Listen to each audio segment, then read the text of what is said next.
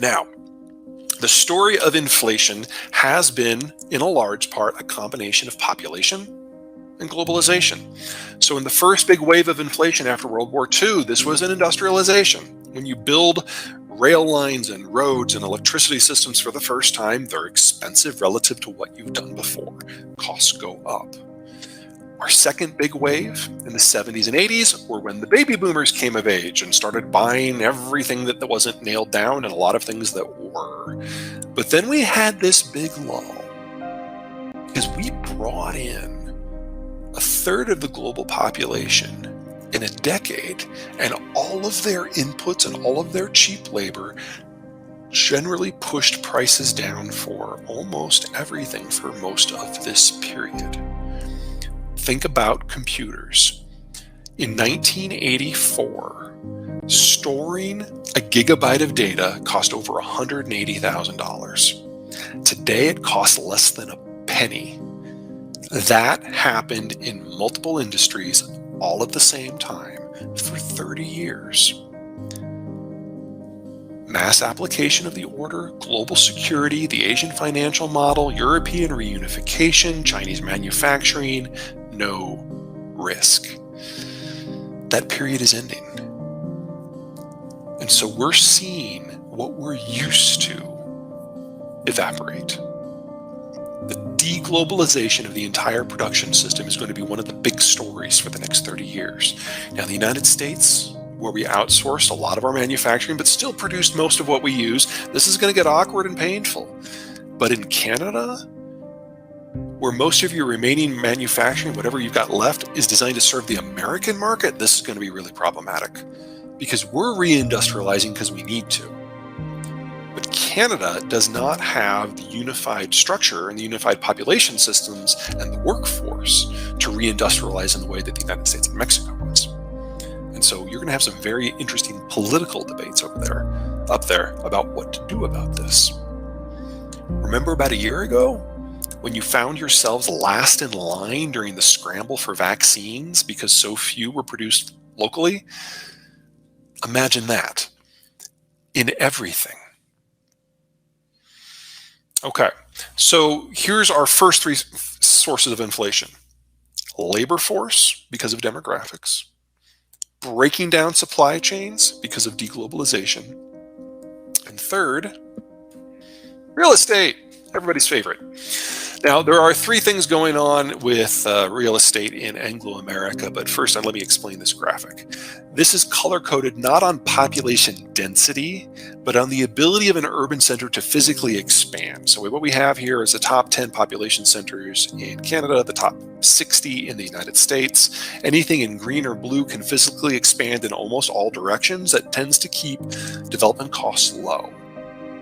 Anything in orange or red, they're really locked in by geography. That means if they want more people, they have to go up, and going up costs money. So three things. First of all, baby boomers are retiring. They want to move somewhere where they don't have to shovel snow. In the case of the United States, that means the West, the Southwest, and the South. And in the case of Canada, it means Vancouver. It's the only place that is not so bitterly cold. Second, millennials. They're having kids.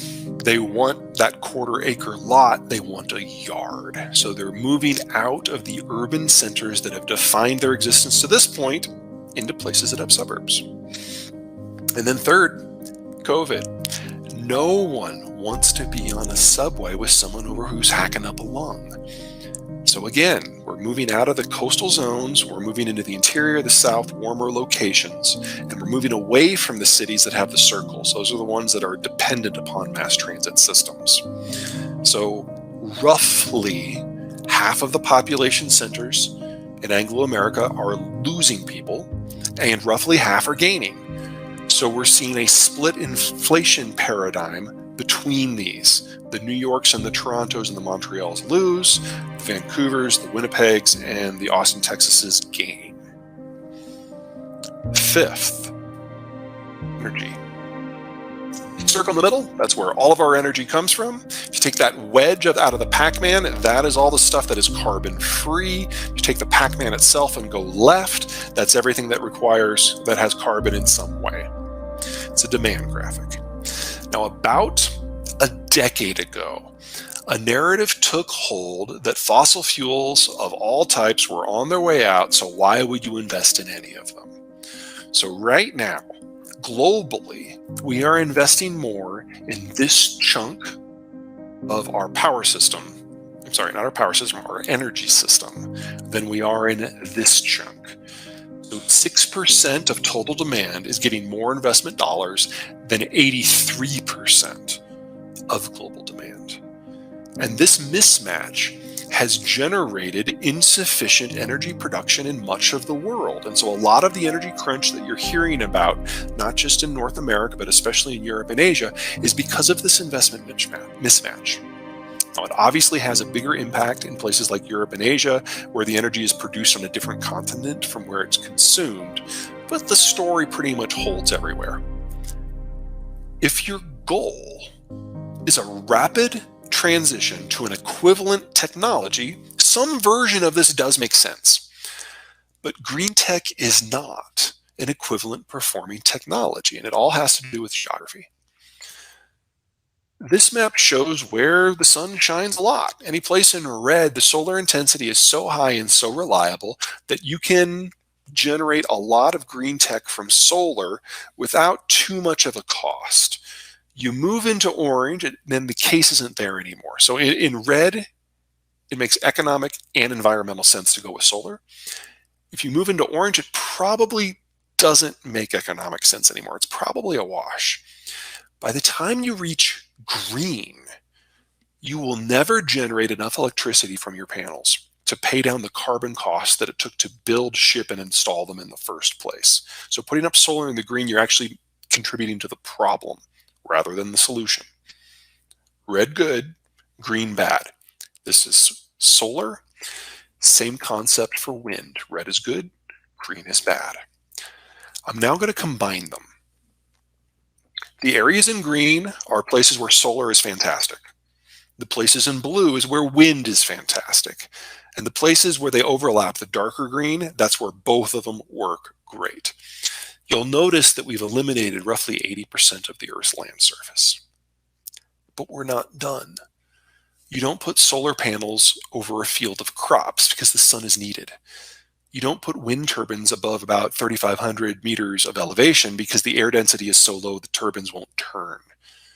And you don't want to put too much generation more than 1,000 miles away from a city because you then lose so much in terms of transmission. And that takes us to this.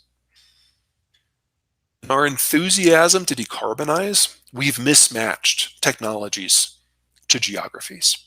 Now, how much this matters all depends upon where you are. The further from the equator you are, the more laughable solar becomes. And in places like the Maritimes or Ontario or New York, the very concept of sunshine is at best a mild suggestion. Wind also depends upon where you are. The Hamilton Peninsula looks great. The Great Plains, including the prairies, are some of the best wind territories on Earth. Of course, just because you have solar and wind potential doesn't mean it's going to happen, because it's also an issue of finance. Cost structure, all in, full life cycle for a combined cycle natural gas plant. And this is the single largest type of energy generating asset in Europe and North America today. The gray is the cost that comes from the fuel. This is something we understand instinctively.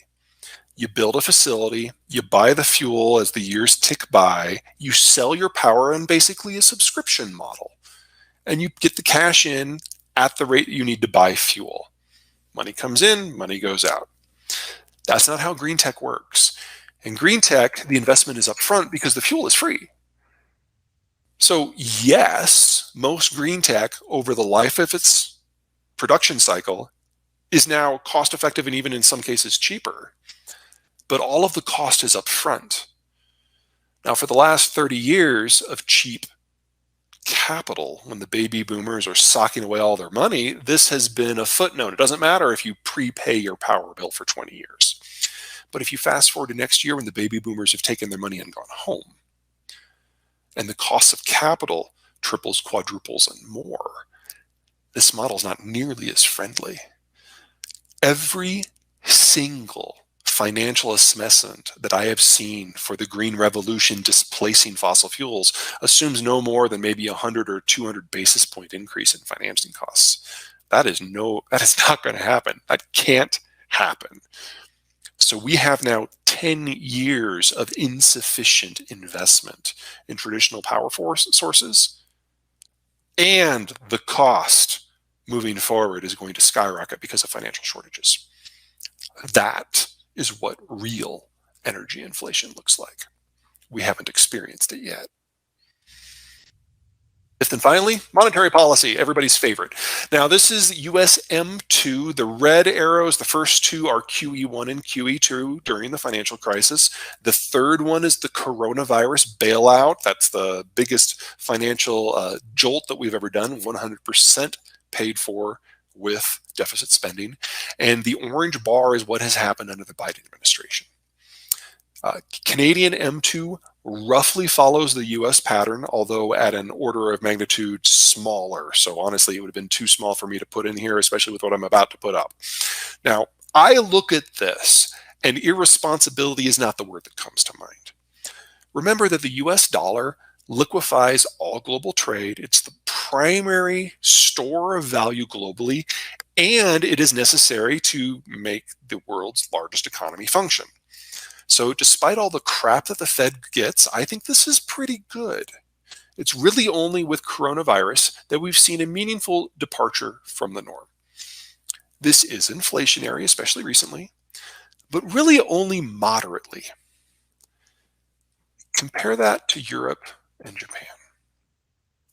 Not global trade currencies, not used as widely as the dollar, generally not considered a store of value, but at a number of times, both of them have passed the US M2 in total. They constantly tweak their currency policy and their monetary policy in order to pay for certain goals, for example, the Eurozone bailouts. And before you get too hard on the Japanese and the Europeans, let me redraw this. Same data, different scale. Here are the Chinese. Chinese regularly print 2 to 5 times the amount of currency that the United States Fed does, even when there's not an economic need for it from our point of view. So is there monetary inflation in Anglo-America? Yes, but it's probably the least important of the 5 factors I've lined out. And more importantly, most of it is not coming from Anglo-America. It's important.